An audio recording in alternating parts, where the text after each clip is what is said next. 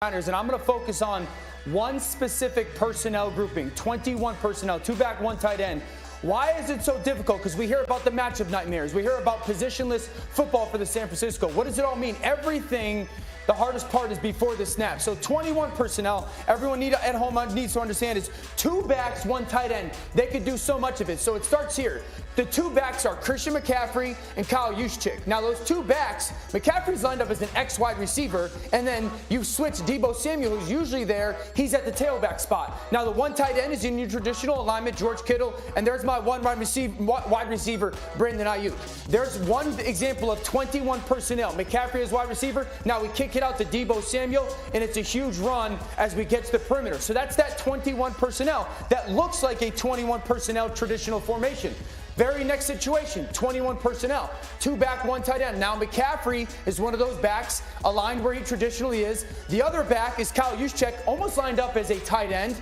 The other tight end in 21, George Kittle, is lined up as a wide receiver. Deebo Samuel and Ayuk, 21 personnel. First clip looks like a 21 formation. This kind of looks like an 11 personnel, 1 back, 1 tight end formation, or even a 4 wide receiver formation. This time, you're going to get motioned by one of those tight ends, the traditional guy, George Kittle. We hand it off to our superstar tailback, and Christian McCaffrey's out on the edge. So 2 plays, same personnel groupings, wildly different formations and alignments by guys. Another example, 21 personnel. There's our 2 backs. We've got Christian McCaffrey and Juszczyk. Both of them now are on the same side. The 1 tight end, George Kittle, again in a very traditional tight end alignment. Our 2 wide receivers are now switched roles, essentially. Deebo Samuel back at the tailback. McCaffrey lined up as a wide receiver. Is Kyle Juszczyk playing fullback? Is he playing tight end in this situation? You get another example of the versatility of these people.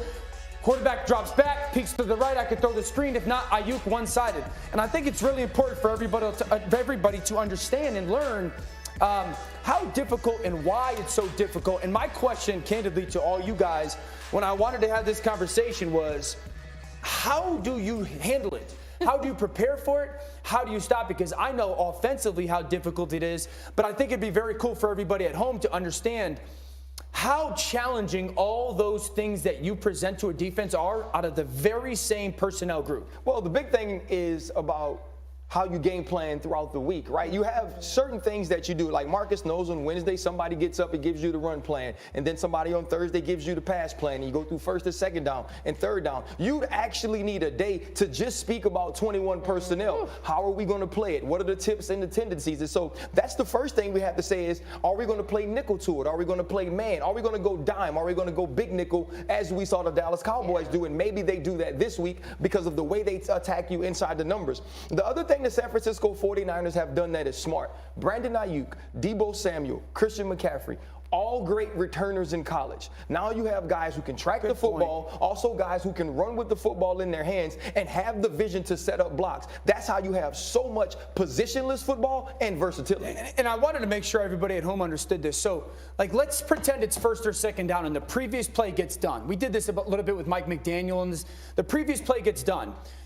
As Kyle Shanahan's sitting there calling his plays, and he's like, hey, 21 personnel, and it's McCaffrey, Juszczyk, Kittle, Deebo, and Ayuk. Well, the defensive coordinator's got to go, okay, what's the 21 personnel for 2nd and 8, down and, and they have how much time to do that? 6, I mean, you would know better than me. You have less than that because right now someone's signaling from upstairs. They're saying 21. Right. So you got to figure out if you're an Okie or sub. Yeah. And then my question was going to be, you have just play calls for that 5-second moment of 21 personnel and it's 2nd and 8. Does it change when you see, it's 21 personnel, but it's almost spread out to look like that 11 personnel formation? Honestly, this conversation, and I know when to bow out, this is more about what RC and the back end does. Because as defensive linemen, if you in 21 personnel, our gauge has got to go off about what personnel are we in defensively. And then that's where this is a problem. Because do you play nickel?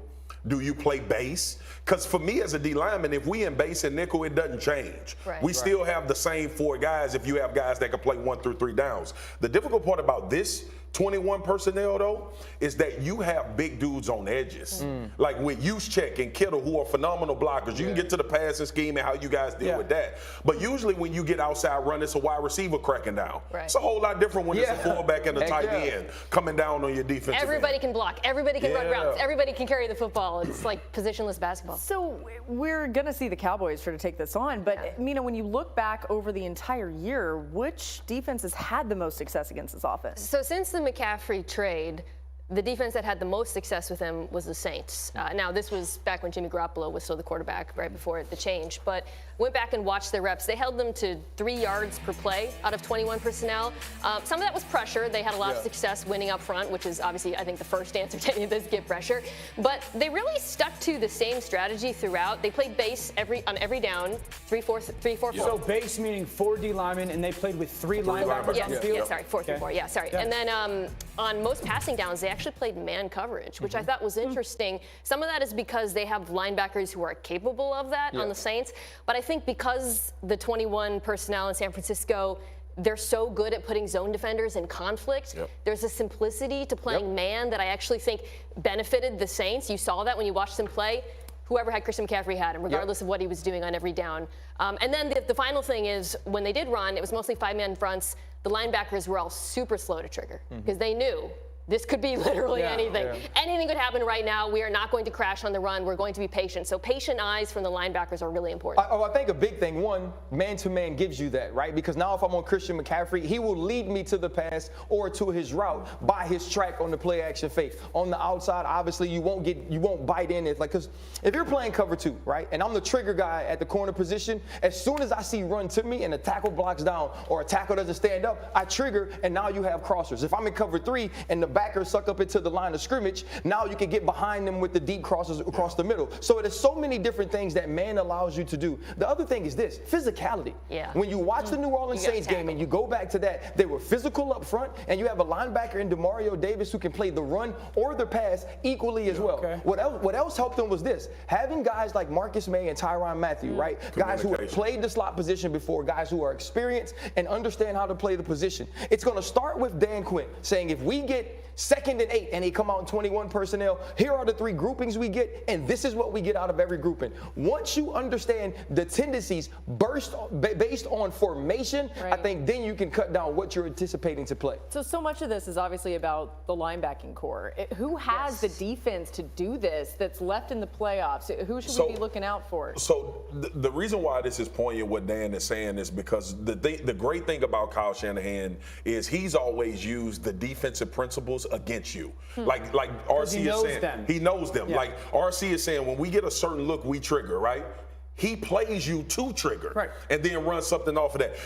People hear us joke all the time on the show when we talk about San Francisco, how they have 4 plays out of 1 play call. We're not lying. That's the truth. See, but finish your thought, because I have a question coming off of that. So when you think about, like, as we line up to play defense, and to your point, MK, when you're playing man-to-man, you simplify it in your call. Everybody can get lined down. This is what you have. The other part is, and then what I was alluding to is, the genius of Kyle Shanahan and the personnel is, dude, you got, most of the time, you got fullbacks, tight ends, and backs in the open field against DBs and secondary. He completely eliminates, most of the time, your defensive line and sometimes your second-level guys. So give me a defense that matches up well, though, against them. I mean, is there anybody that's still left? San Francisco matches up really well. I mean, maybe Micah. Practice is a hell of a game. Maybe Micah playing linebacker a little bit like he did last night. But my question for you guys was this, the reason I picked those clips was really important because the first clip, they take McCaffrey, who's the tailback, and put him out as wide receiver. Seattle stayed in shell, and they ran away from it. And I'm sitting there going, why would you stay in shell coverage versus Christian Now, if it's Deebo Samuel playing wide receiver and McCaffrey's back there, different. That's why I wanted to know. But as you called 4 plays, but the thing is this, though. You don't adjust by who's lined up where. You adjust based on formation. right? You always have an empty check. An empty check, no matter what we call, we're going to go to this But check. don't I get you to do what I want then when you do that? No, you got to do what you want, Will. That's what it's about. Right. Like, if you think your team is better when we can all see the quarterback, then see the quarterback. If your team is better when you can play man-to-man, then play man-to-man. Here's the problem with the San Francisco 49ers. It's not about getting people wide open. It's getting their people one-on-one with somebody that has to get them on the ground. Absolutely. It's about yards after the catch. Yeah. If I can create enough space where I say your guy has to be better than my guy in the open field, you betting on all those freaking So aliens in red. in other words, your before you trash bet can on on other guys. fire, your hedge is on fire, your car on fire, but we burning your house down. All out of- and you putting out all of those. All out of one personnel. personnel. And how about the fact that you brought up the preparation time? I mean, both of these teams had to play a game, but the Cowboys had to play one on Monday. So That's they had true. less time to prepare Yeah. for what they're going to see against San Francisco. All right, we got more coming your way here on NFL Live. Don't miss this. We got Touchscreen Tuesday with so these two hard. guys, You're making me Dan and nervous right now. RC. They're going to talk about the Cowboys defense, how they sent the Bucs and Tom Brady packing. It's all next on NFL Live.